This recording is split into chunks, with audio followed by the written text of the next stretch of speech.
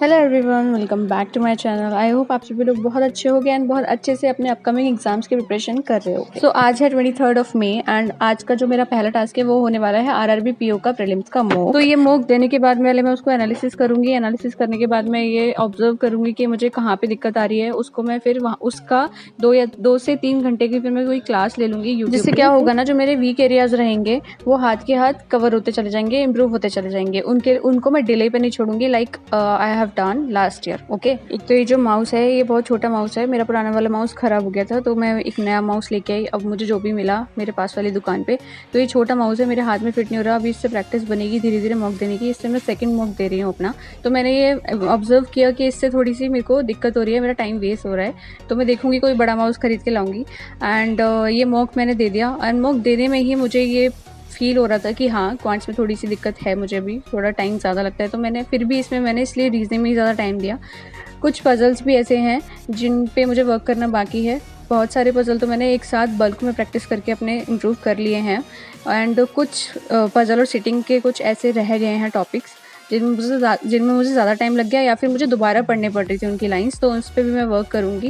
And RRB PO का mock देने से रीजनिंग और क्वांट्स तो साथ में चलती रहेंगी, लेकिन इंग्लिश पीछे ना छूट जाए। इसलिए मैं अपने दिन के टास्क में इंग्लिश का कोई भी सेक्शनल या फिर कुछ भी अड्डा का क्विज वगैरह मैं ज़रूर रखूँगी, क्योंकि अगर इंग्लिश छूट गई तो उसको इम्प्रूव करना बहुत मुश्किल हो जाएगा।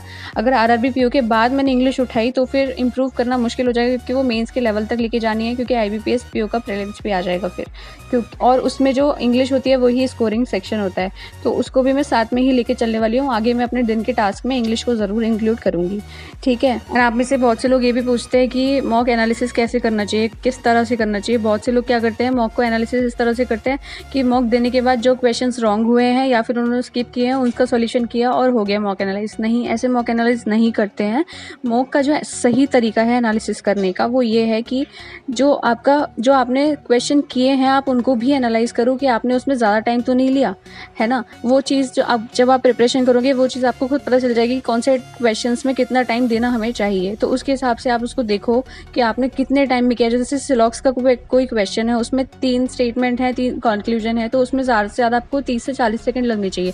अगर आप इससे ज़्यादा टाइम ले रहे हो तो आप ज़्यादा टाइम ले रहे हो, उसकी फिर आप अलग से पीडीएफ सॉल्व करो, बहुत सारे क्वेश्चन सॉल्व करो जिससे आपकी स्पीड बन जाए, ठीक है। और फिर मॉक लगाओ, फिर देखो आपका टाइम में इंप्रूवमेंट ज़रूर मिलेगा। तो इस तरह से आपको हर क्वेश्चन जो भी आपने स्किप किए हैं उनको तो सॉल्व करो ही करो, एंड जो आपने रॉन्ग किए हैं उनको भी देखो आपने कहाँ पे गलती करी है। या फिर आप और जो आपने क्वेश्चंस किए हैं वो सबसे ज़्यादा ज़रूरी होता है उन क्वेश्चंस का एनालिसिस करना।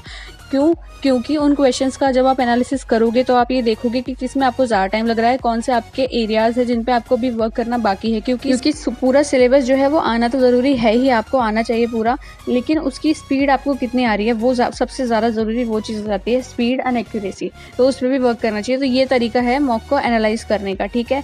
तो इस तरह से आप अगर मॉक को एनालिसिस करोगे तो आप देखोगे कि इंप्रूवमेंट आपकी बनेगी। बहुत से लोग होते हैं जो मॉक तो देते हैं लेकिन उनकी बिल्कुल भी उनकी जो स्कोर होते हैं वो इंप्रूव नहीं होते, परसेंटाइल इंप्रूवमेंट नहीं होता उसमें। तो वो यही रीज़न है कि आप ढंग से उसको ठीक तरह से एनालिसिस नहीं कर रहे हो। तो आप आज से इसी तरह से एनालिसिस करो, देखो इस तरह से ज़रूर आपकी परफॉर्मेंस में इंप्रूवमेंट आएगी, ठीक है। तो ये तो रही एनालिसिस करने की बात।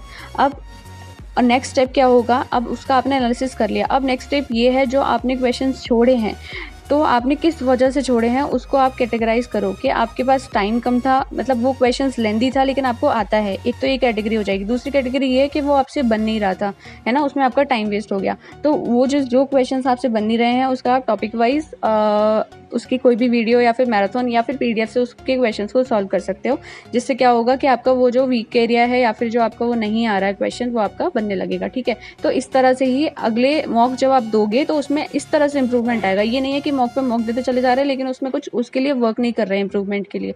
तो कैसे इंप्रूवमेंट आएगा, तो ये होता है सही तरीका मॉक को एनालाइज करने का और इम्प्रूवमेंट दिखने का, ठीक है। तो आप अगर ये सब चीज़ें इम्प्लीमेंट करोगे तो आपकी परफॉर्मेंस बहुत अच्छी हो जाएगी, ठीक है। तो ये सब रही आपकी आज की टिप्स। अब जो भी नेक्स्ट आगे मेरे रहेंगे मैं साथ के साथ वीडियो बनाती जाऊंगी एंड पोस्ट करती जाऊंगी, एंड उसके साथ आप भी हेल्प ले सकते हो। अगर हेल्पफुल रहेगा तो चैनल को सब्सक्राइब कर लेना एंड वीडियो को लाइक कर लेना, ठीक है। एंड ये रहा मेरा स्कोर। सो ये जो मॉक था ये मॉडरेट लेवल का था एंड मैंने 54 अटेम्प्ट्स किए हैं। उसमें से मेरा एक क्वेश्चन रीजनिंग में गलत हो गया, कोई पजल का एक क्वेश्चन है, बहुत सिली मिस्टेक कर दी मैंने वो, तो उसमें एक क्वेश्चन गलत हो गया तो 0.25 की नेगेटिव मार्किंग हो गई, तो 52.75 मैंने अचीव किया है स्कोर एंड कट ऑफ थी 51। परसेंटाइल है 88.60, बट ये होनी चाहिए थी 90% से अबव। ओके, सो यही हमेशा टारगेट रखिए कि परसेंटाइल हमेशा 90% से अबव ही होनी चाहिए। तो ये हो गया आज का मॉक एंड अब मेरा नेक्स्ट आगे जो रहने वाला है वो रहने वाला है कंप्यूटर अवेयरनेस का। ओके, एंड वो मैं करूँगी स्टडी IQ से। So till then bye bye, take care and keep preparing, bye, and like share and subscribe करना ना भूलना।